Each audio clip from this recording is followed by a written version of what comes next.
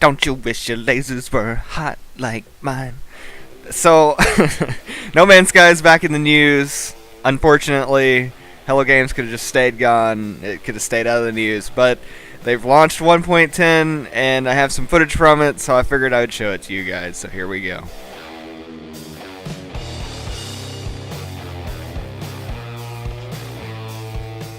Oh boy. Oh yeah. It's doing great already. Man, I swear, this game is already showing its glory. This intro screen is getting a whopping 5 frames per second, and it has lasted 2 minutes. No Man's Sky, what even are you? So right off the bat, I went ahead and loaded into creative because I haven't played my save in forever, since the first week essentially, and I wanted to go ahead and just show you guys the game without having to play it a whole bunch because I hate No Man's Sky with a passion. So this is creative, which is a new mode alongside survival that they added some point before 1.10. It is not new to 1.10, but it is new since the beginning. I'm getting out here because I'm looking for some of the new materials that they've added pre-1.10. They've added things like glass and a few craftables, and I was just seeing if there was anything new lying around. Which, of course, there is not, because No Man's Sky. So you might be high if you play this game, and I mean that in both senses. So they've reworked the world generation, so you might be higher, haha, funny pun. Or this game sucks, so you're probably just high for playing it. Red Baron, the fleet commander, requesting permission to board. I'm taking it anyway. So this is one cool thing. Instead of the fleet being half a ship and some loneliness, they're actually a full-fledged fleet now with a bunch of smaller ships and medium ships following them around. They're still a static object and they don't move around. They do despawn, which we'll see perhaps later on, but at least there's more to them. So I wanted to go ahead and check out the space station first before I checked out the fleet, because there's supposed to be some smaller changes to the station versus the fleet, and that actually turns out to be a mistake because the fleet despawns. Hello, friends! Oh my god, you have other people! So yeah, they've added more aliens to the station, and they're mildly more interactive, so it doesn't look like the station is completely dead anymore. I like the improvement, I have to admit that. So here I decided to go back to the fleet because that wasn't very interesting. It was just a few more aliens, and here's where I get a sad day. After looking around for the fleet because I thought it would still be there, I ended up reloading back into the save point that it gives you when you originally spawn in. So now I fly out and realize that the fleet is there, which is a great thing because I get to show you guys the changes.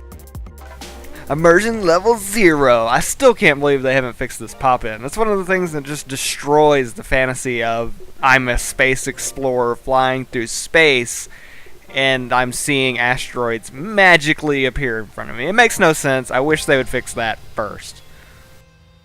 So here we get to see a new addition to 1.10 that is on the bigger end of the spectrum. It is dockable freighters, and also later in this clip you'll get to see me actually purchase it. When you purchase it, it becomes yours and you can build a base on it. You can also use it to store your materials, and I believe, and I didn't get this to actually work, but I believe you can move it around. Don't quote me on that one. I don't think the moving around, if it does exist, will work like your ship. I think it will work more like a teleportation. This object will move into a different system because you tell it to, and then it'll just be there static again. The one thing that surprised me about these freighters is how big they are on the inside. They seem to almost be as large as a space station, maybe discounting the Atlas V3 passes that you need, but they are definitely quite big. So I spend quite a long time wandering around the ship looking for things to do, and on the first pass it is quite visually interesting and there's a lot of space to explore. The aliens add a level of immersion, and the interaction with the captain is pretty cool. This place is a Z-Fest after about your third or fourth pass. The inside of this thing, while quite large, is essentially one large circle that starts at the hangar and ends at the captain area. and then can just go back to the hangar. I mean, there's not much going on. There's no panels to play with, the crew cannot be interacted with, and they're on a set animation loop that makes them look quite goofy at times, and there's just not a whole lot going on in here. Spoiler alert, there's planetary bases. Okay, now that that's out of the way, this thing right here is supposed to be the same thing except on a freighter.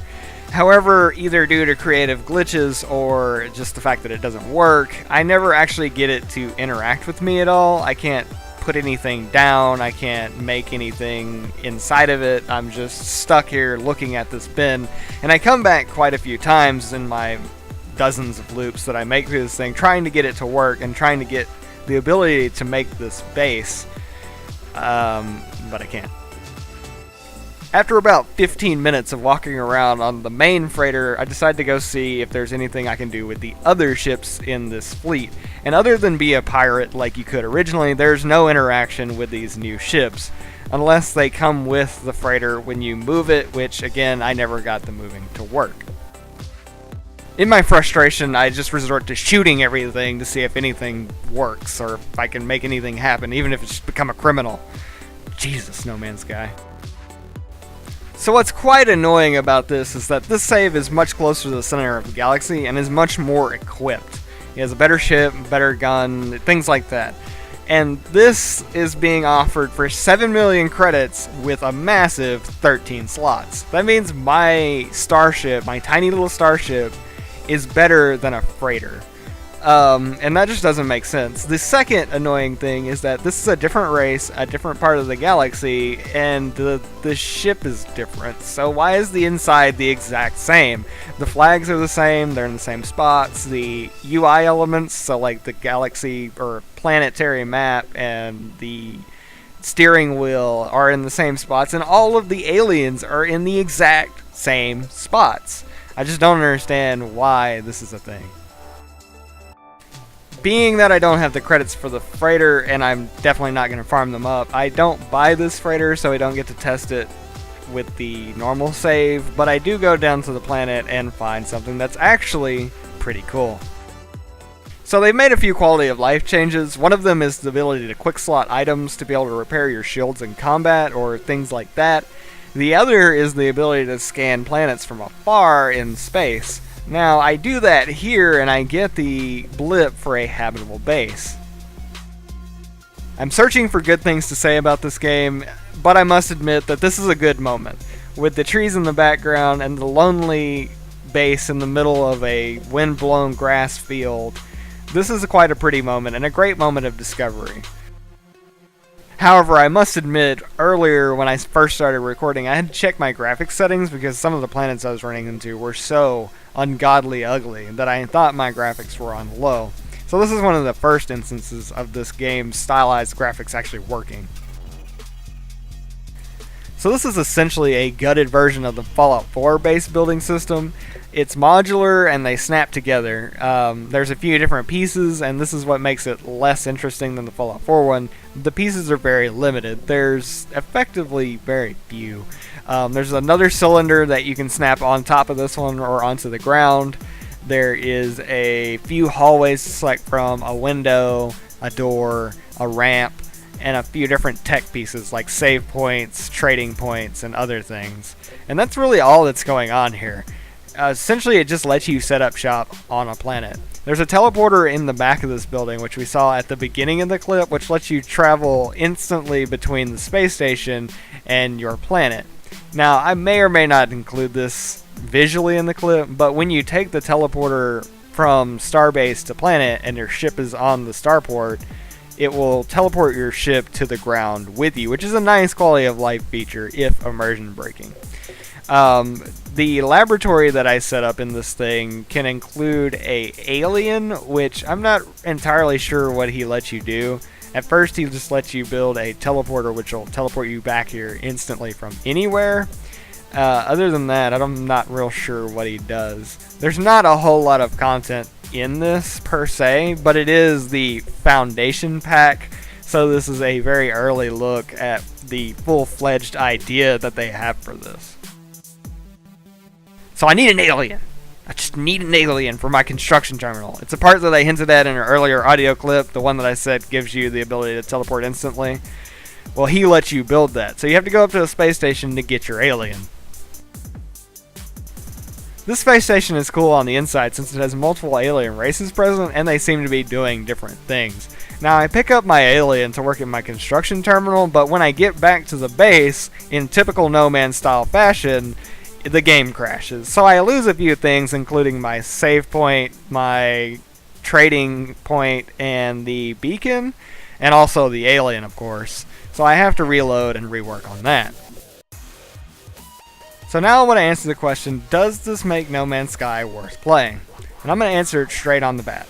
No, it doesn't. 1.10 doesn't change enough about No Man's Sky to warrant you coming back to it unless you're desperate to get your $60 out of it.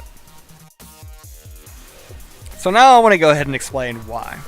The problem with No Man's Sky is in its inherent design. It was designed as a lonely space exploration game, and that's what it kind of does. It lets you explore multiple solar systems and head towards the galaxy. However, it doesn't do any of this very well. So if we compare it to something like Minecraft, which it is pretty close to Minecraft, though Sean Murray hates the comparison, it just falls extremely short. Minecraft is wildly popular because it has goals, and almost every game that has goals that you can achieve on a regular basis is much more popular. So Minecraft, when you first start playing, tasks you with building a house in a day.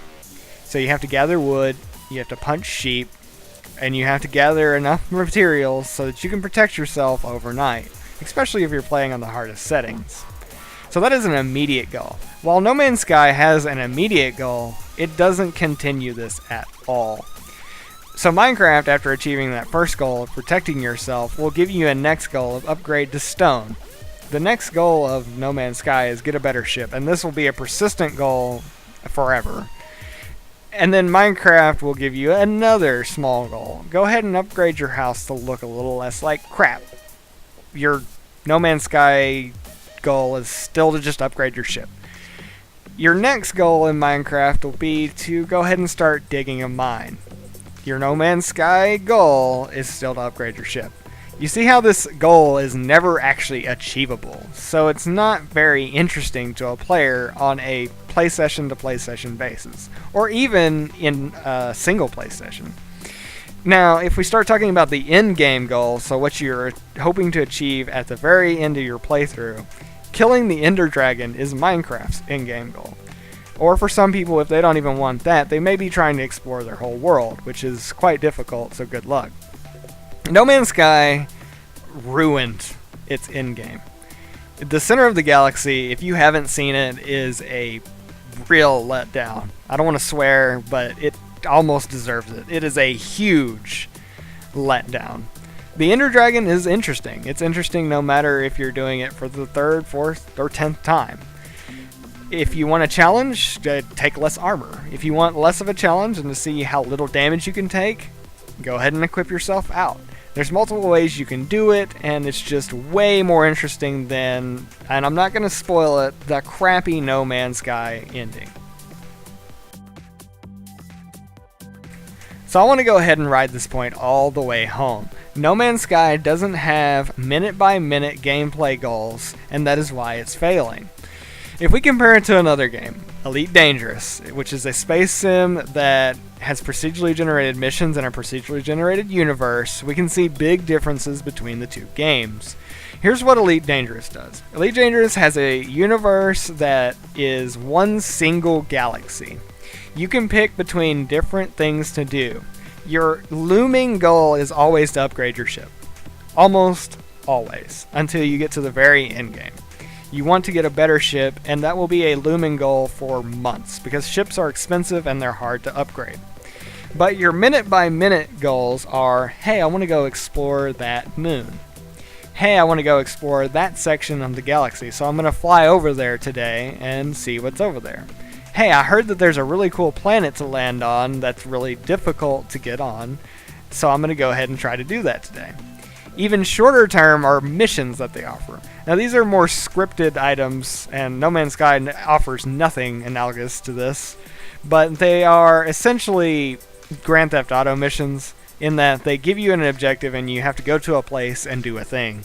Now these are of a type, so they will be randomly generated of a type, so assassin mission. And then they will be randomly picked. Do you have to meet somebody, or can you just go kill the target?